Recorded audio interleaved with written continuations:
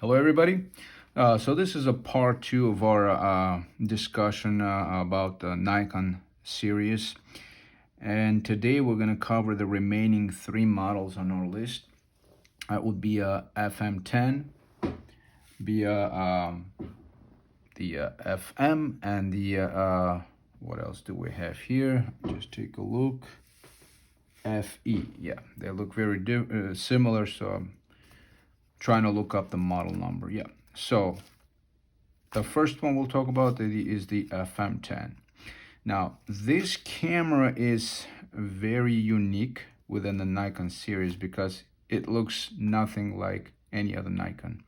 And I think the reason why it doesn't look anything like any other Nikon is because it is sharing a design from other models, from other manufacturers. That's a Vivitar V series, and there's another camera called Pro Master. So pretty much taken the design from those cameras and putting a Nikon logo on it. In my opinion, this is probably one of the worst, if not the worst, Nikon camera.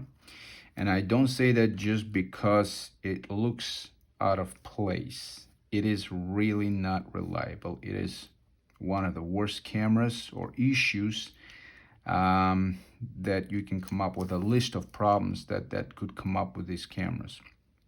All right, so let's go on and discuss it. First of all, what's strange about these cameras is these cameras are very popular with school labs. High schools use these cameras, even colleges have it. Quite a few schools and colleges send me the FM10s alongside the Vivitar V series and Pro Masters. They use them. My guess is the why they bought them at the time is because of their price. They're very inexpensive, but they are very cheaply made. The material itself, it's all plastic.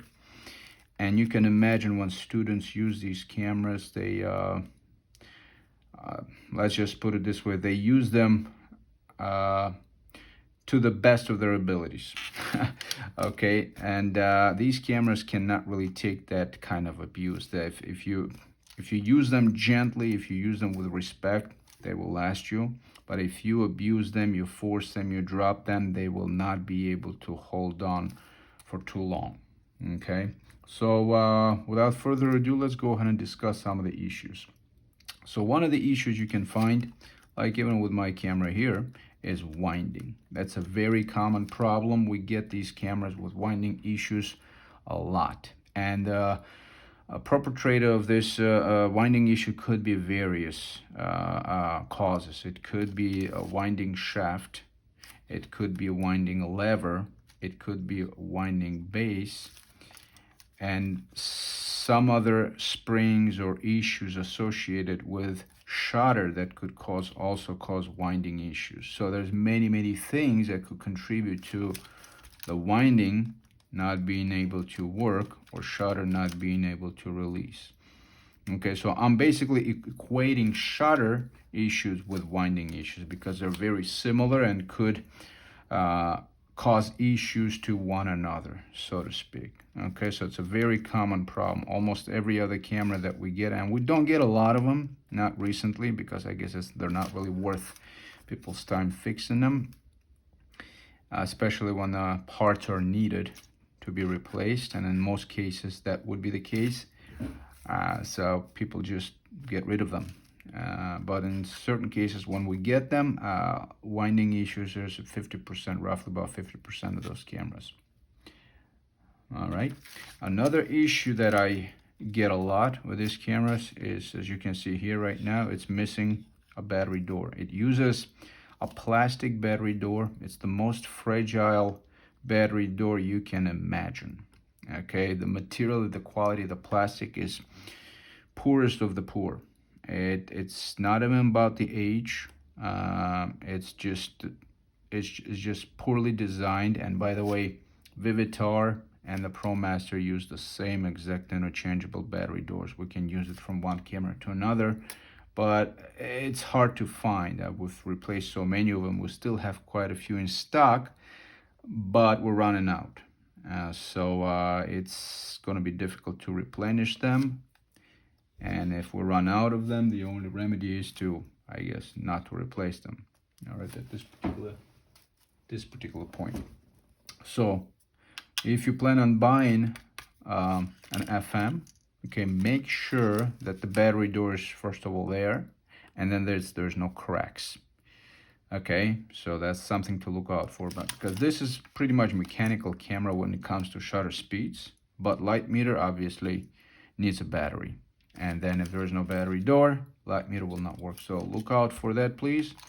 If you don't see a battery door in there, then imagine that the camera will just work in the manual mode. All right. Another problem with this camera, which is becoming more and more of an issue, is a self-timer. As I mentioned before, these cameras are used in high school labs, college labs, and they do a lot of self-timer engagement and activation. And the quality of the gears and material of the self-timer mechanism is pretty much all plastic. All the gears there are plastic, and they're so poorly made. And you know, I can just imagine, you know, it's all plastic, and they're constantly rotating, and the plastic gears just basically break off. Quite literally, we get them with those plastic gears completely eaten out. Okay, so what we have to do, again, unless we have a replacement gear for it, which now we don't, we basically have to tell a customer, listen, the best thing we can do is reset the self-timer mechanism so the camera can actually start operating manually, and then we will disable this self-timer. Okay, we'll render this lever pretty much useless. Even if they engage it, nothing will happen, because if they do engage it with broken gears, it'll attempt to engage it, but because the gears are broken, it will reach a certain point and will not do anything beyond that point, and will lock up the whole camera. So look out for that, the self-timer. If it's working, great. If it doesn't, chances are the reasoning behind it is what I just explained. And that would be option that we have is replacing the self-timer gears if we have them available. If not, disabling this mechanism entirely. You know, if you don't plan on using a self-timer, that's not a big deal. Okay. So what else can we talk about? Another thing that breaks a lot on this camera is this depth of field lever, okay, DOF. In this particular case, it's in good shape, but a lot of times it's not. It actually cracks right here, and I had to replace it many times. Again, it's not a big deal not to have it. It's not going to render this camera not operational, but if you need to engage it and you're doing a project and it doesn't work, yeah, it's definitely going to be an issue. Okay, so that's another thing you want to look for if you purchase a camera like that.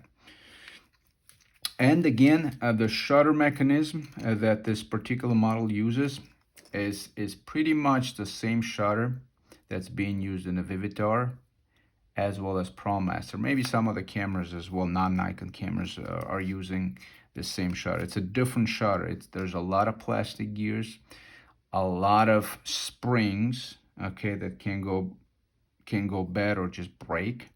So this shutter is actually very unreliable within itself. Okay, and in combination with reliability issues of other items on our list here, this camera becomes really unreliable.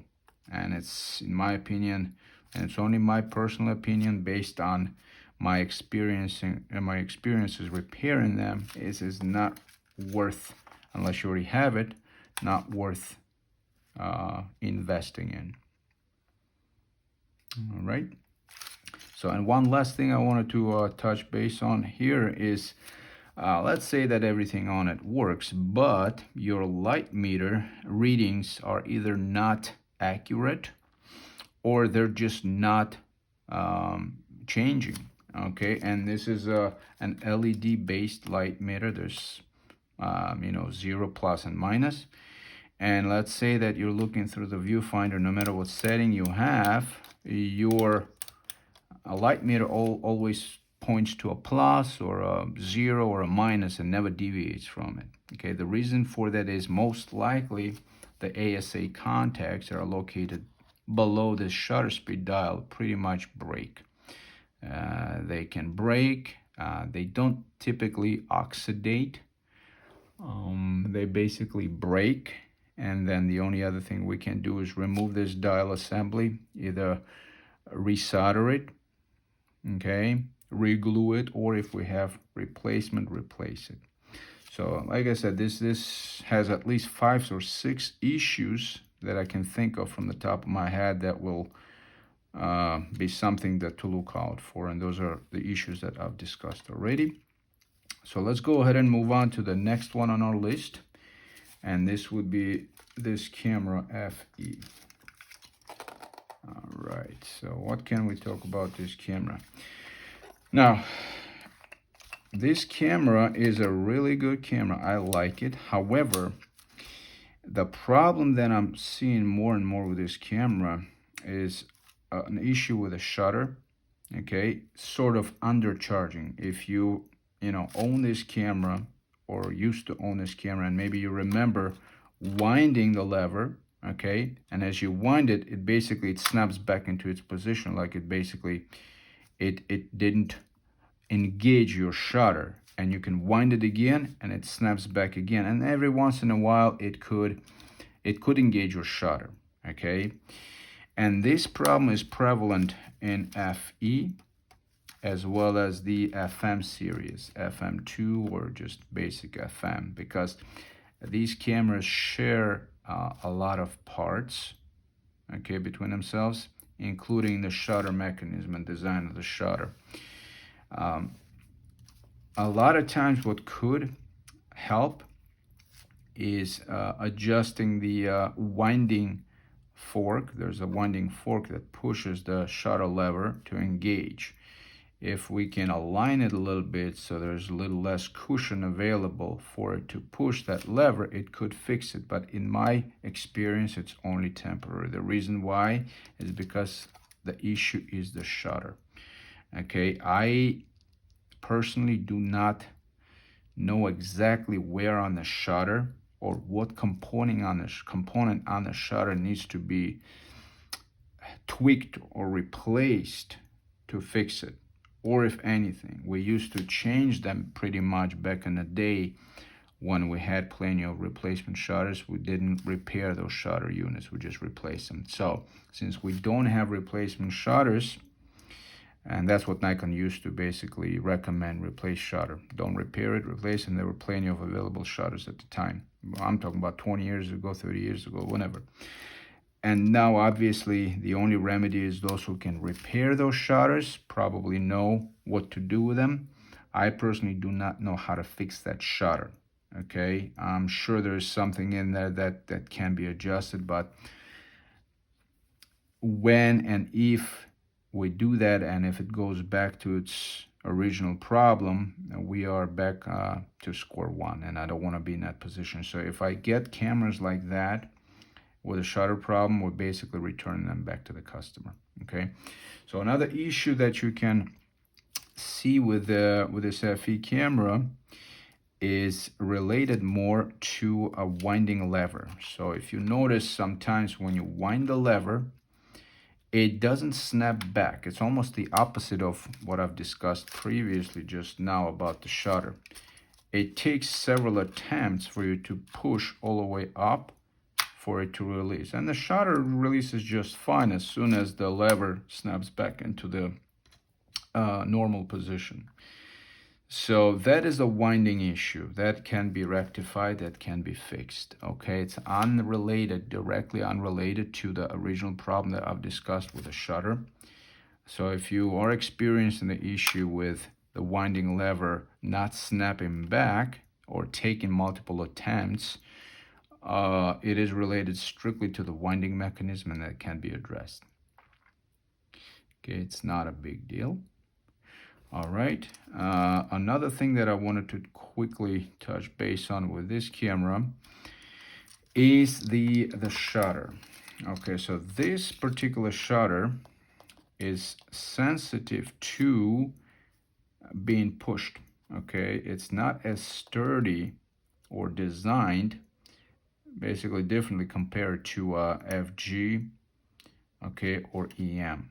So if you accidentally push your finger through that shutter, you will most likely misalign the curtain. So then the curtains need to be positioned, or in some cases, again, these are aluminum. These particular ones are aluminum. They're also use titanium honeycomb style shutter curtains, but in this particular case, as you can see, these are aluminum. And again, if they get bent out of shape, it's impossible to straighten them. Okay, there are gonna be some deficiencies, or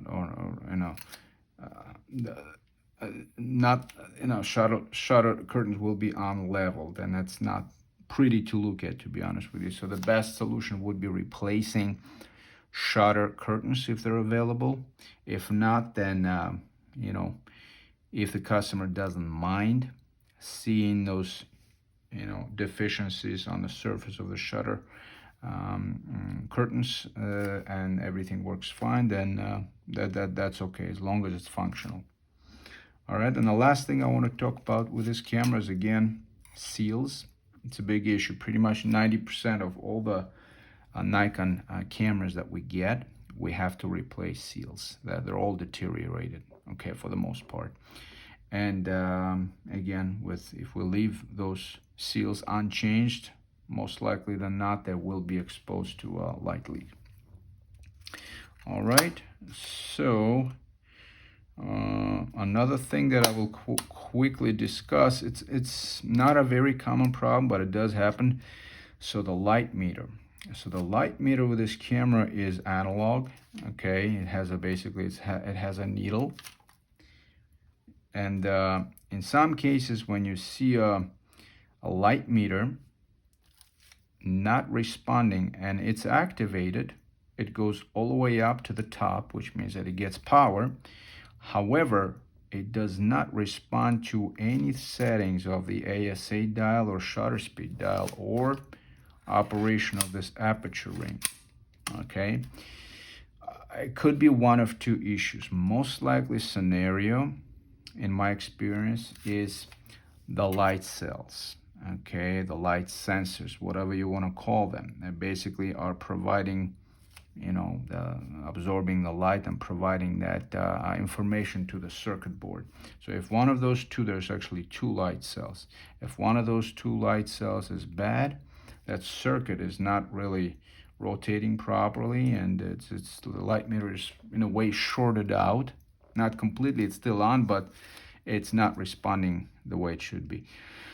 And unless we have a camera where we can borrow those light cells from, or junker camera, that would be a problem. It's in my book, it's almost an unrepairable camera unless we have a junker.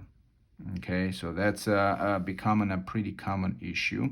Now, another symptom, if your light meter is always on the bottom, okay, it never moves, so it doesn't get power.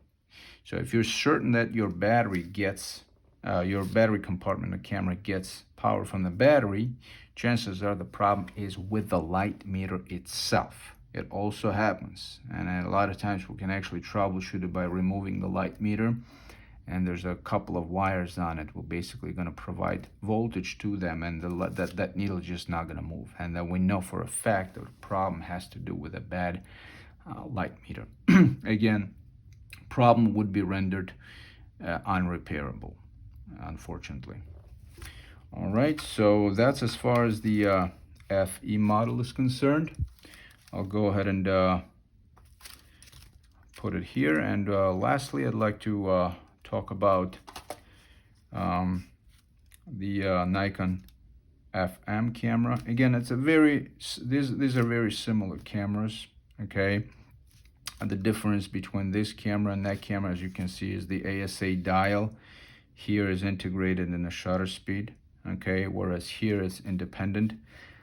Besides that, I don't know if there's really a significant difference aside from the auto feature here.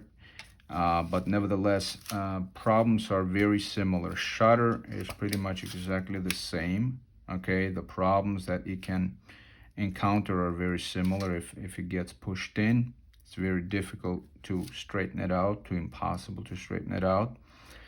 Most likely will have to be replaced, or the shutter curtains will have to be replaced.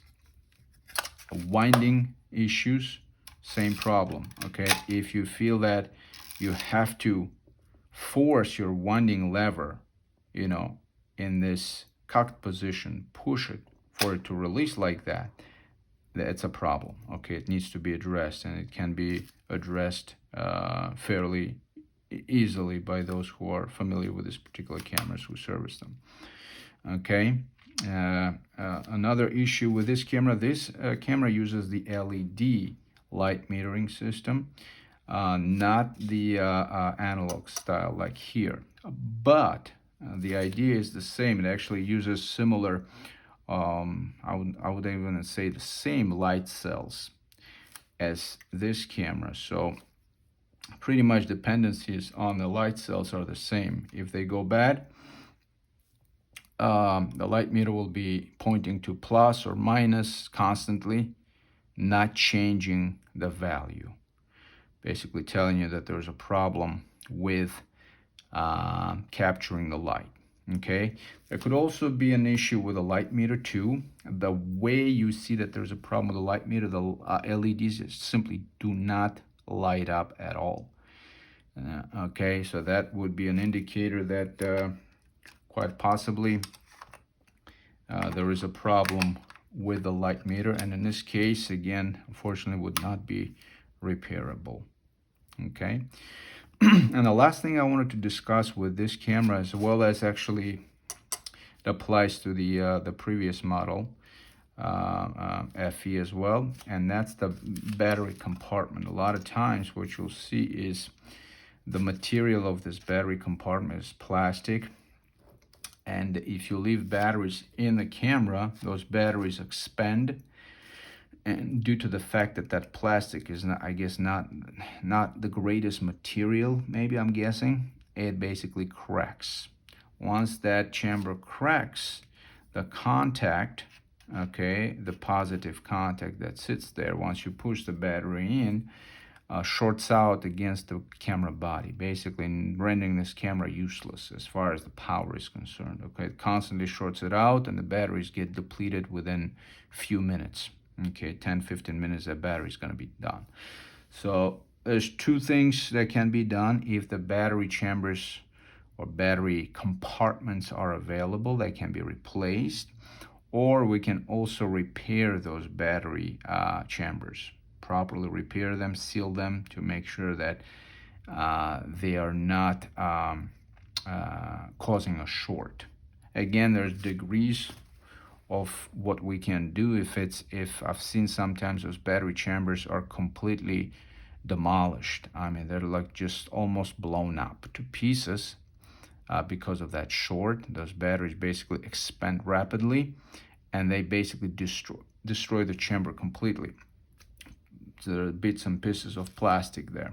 So in this case, nothing we can do. Hopefully, if we have a replacement battery chamber, we can replace it. If not, it's not repairable. If it's a 1 or 2 cracks, we can properly seal it, secure it, and this camera will work just fine. Okay, besides that, that's about all I can think of these cameras. Pretty much great cameras, for the exception of, again, I'm seeing more and more issues with the shutter. Having problems with these cameras, and not much that can be done with this issue. All right, well, thank you for joining us here. Thank you for watching, and if you have any comments or have any questions, feel free to reach out to us or comment below. Thank you.